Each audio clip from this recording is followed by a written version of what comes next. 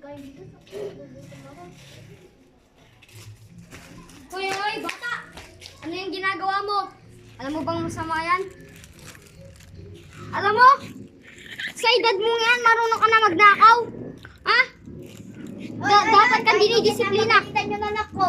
Ah, bakit, boss? Siyempre, boss, may nagawa siyang masama, nagnakaw siya sa tindahan. Bakit naman o, di ba bayaran ko rin? Hindi, boss. Kahit barahin mo, mali pa din yung ginagawa niya, boss. Boss, kailangan niyang disiplinahan ng ng matino. Para di niya Balik mo na na din yan. Yan, dapat binabalik mo. Kung ano mang sinasabi sa'yo, huwag mong anuhin. Dahil kasi, pag nagnakaw ka, kasalanan sa Diyos yan, na naiintindihan mo na.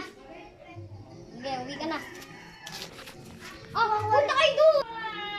Wala, yung bata talaga na yun, dapat madisiplinahan nyo. Oy, punta nga kayo dito. Bakit, boss?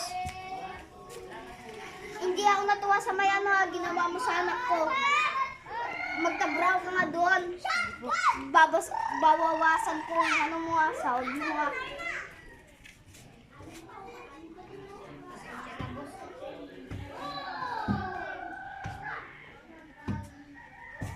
Magtabraw ka dyan, maigi. Boss, tapos na, boss. Magano ka pa doon. Yung tiles doon, ayusin mo. Kasi ayun, papayag ako.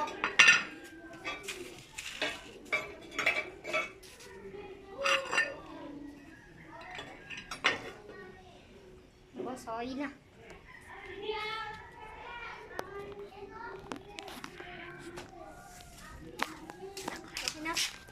Ito na, tatakpan ko na, boys!